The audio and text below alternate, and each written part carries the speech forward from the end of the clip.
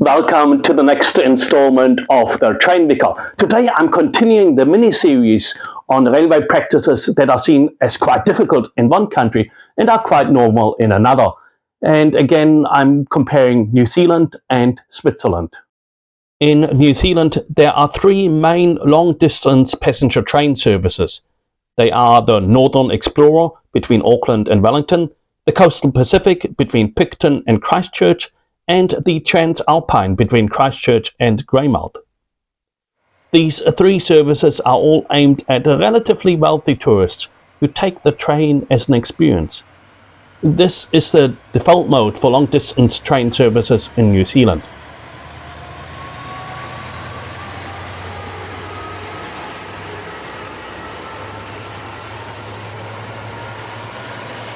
There are many areas in New Zealand that once had train services but no longer have them. They could benefit from passenger trains again. One example is Reefton on the west coast of the South Island. It's a lovely town with about 1,000 inhabitants. It's somewhat touristy and also has employment opportunities in mining, food services and conservation. It's also the service town for the surrounding rural area. It's got a few problems though. There is no full hospital here and also no retirement home. It doesn't have some of the more specialist jobs. For all that, you'd have to go to Greymouth. Reefton is connected to the National Rail network and has a nice old railway station, but no passenger trains stop here anymore. Only coal trains pass through here. Train service to connect this town to both Greymouth and Westport would be ideal, especially if it's both aimed at tourists and locals. Well, quite a few people have thought that, and so the politicians promised that a feasibility study would be done for such a train. This study was concluded in 2019. It considered a train focused at tourists. In particular, it also looked at the possible economic and employment boost to the region through such a train. The study concluded that the service would not be commercially viable, leaving open whether wider economic benefits would provide a case for subsidies, but I haven't seen that being further developed. Now, nevertheless, that wider concept wasn't totally off the table because, for example, in late 2018, the government had provided funds to Kiwi Rail to upgrade its services so that it could move more tourists and through that generate more employment in the regions by bringing more tourists to these areas and allowing tourist businesses to offer services in connection with the train. In recent years, as far as long-distance trains are concerned, this has been the reason for any possible funding of long-distance trains, as economic development and to boost employment in the regions. But when you stop and think about it, all that is a bit strange.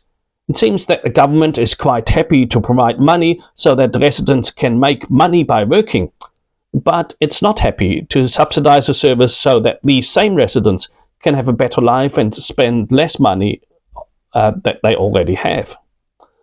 Railways are not the only place that this is done. Governments do spend quite a bit of money on promoting employment, but giving to any person directly is seen as very questionable. For example, in New Zealand, families with children can get a regular income-dependent payment, but if the parents are working, the payment is significantly more. So if they're not in employment, it's significantly less. So where does this focus on work come from? To us, it may seem natural, but if you look across history and societies, this is not so. The reason may actually be religious, namely the Protestant ethic. That is the argument of this pioneering book in sociology, The Protestant Ethic and the Spirit of Capitalism by Max Weber. And because I'm a Protestant minister, I thought I'd discuss this book a little bit. Now, as many of his contemporaries, Max Weber also looked into the somewhat strange move from economic traditionalism to modern capitalism, and this is the book in which he does it.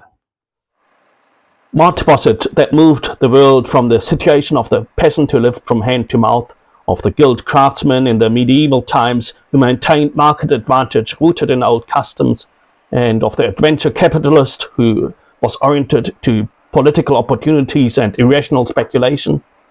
Why did the comfortable old ideal collapse and crumble in the face of a bitter competitive struggle? For the old leisurely easygoing approach to life yielded to a disciplined temperateness. Max Weber argues that this change, at least in part, came about through the concept of a dedication to work in the manner of a calling. This, he says, is totally irrational from a person's pure self-interest in happiness, but it is a characteristic component of modern capitalism.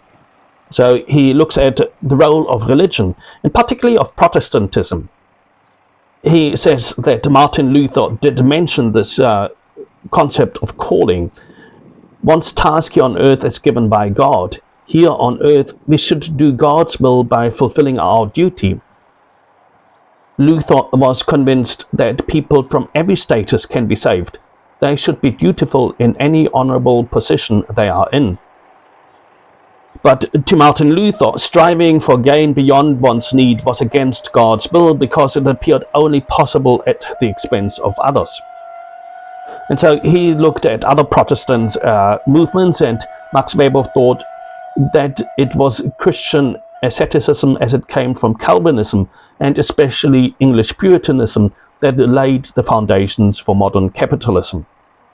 Max Weber suggested that in Calvinism, the surest sign of one's election among the saved and God's grace in one's life was leading an organized Christian life that served to increase God's glory. While in Catholicism, especially in medieval times, monks and nuns lived ascetic lives of self-control, among Calvinists such an organized life was not reserved for monks, shut away from the world. No, it now became the duty of every believer and had to be lived in the midst of the world. But it was particularly Puritanism that elevated the notion of an ordered, conscientious life, which made use of the opportunities for profit as God's stewards. And so I'll quote a few passages directly from this book. So with reference to Puritanism, he says that this asceticism was the power that perpetually wanted good and perpetually created evil, namely evil in the manner conceived by asceticism, wealth and its temptations. For asceticism defined the pursuits of riches, viewed as an end in itself, as the peak of reprehensibility. At the same time, it viewed the acquisition of wealth, when it was the fruit of work in a vocational calling, as God's blessing. And so towards the end, he concludes, our analysis should have demonstrated that one of the constitutive components of the modern capitalist spirit, and moreover generally of modern civilization, was the rational organization of life on the basis of the idea of calling. And further, the Puritan wanted to be a person with a vocational calling. We must be. For to the extent that asceticism moved out of the monastic cell and was carried over into the life of work in a vocational calling, and then commenced to rule over this worldly morality, it helped to do its part to build the mighty cosmos of the modern economic order. This economy is bound to the technical and economic conditions of mechanized, machine-based production. This cosmos today determines the style of life not only of those directly engaged in economically productive activity, but of all born into this grinding mechanism. It does so with overwhelming force, and perhaps it will continue to do so until the last ton of fossil fuel has burned to ashes. The concern for material goods, according to Baxter, should lie on the shoulders of saints like a lightweight coat that one can throw off at any time. Yet fate allowed this coat to become a steel-hard casing. In other words, Max Weber argues that religious ideals are the foundation of our focus on working and making money.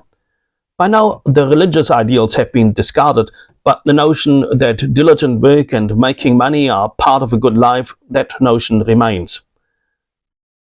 I do wonder whether this should continue to be the dominant morality, particularly without its religious underpinnings, and especially if it results in negative value judgments and somewhat irrational public policy decisions. And yes, Christian thought has many resources to get to a more nuanced view of the world. Now, getting back to trains, the Swiss certainly are very much into diligent work and making money.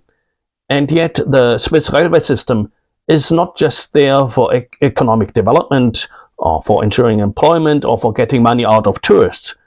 It's also there for Swiss residents so that they can access recreation and social opportunities.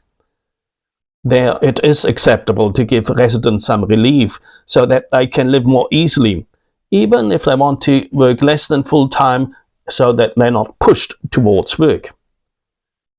Of course, the Swiss also have trains such as the Glacier Express, which is aimed at wealthy tourists that bring money into the country, and much of hospitality is clearly geared towards making money. But overall, as far as the train system is concerned, tourists are not so much seen as money-making machines for private companies, but rather as travelers that sustain public transport services. By having tourists using these services alongside locals, there are sufficient people so that the locals can actually afford the services and good public transport services can be offered. So tourists are seen as contributors to public services, not so much as people to make money from. So that's particularly in relation to the railway services, not so much to hotels and so on. But with regard to many services, particularly railway services, we certainly could learn from that.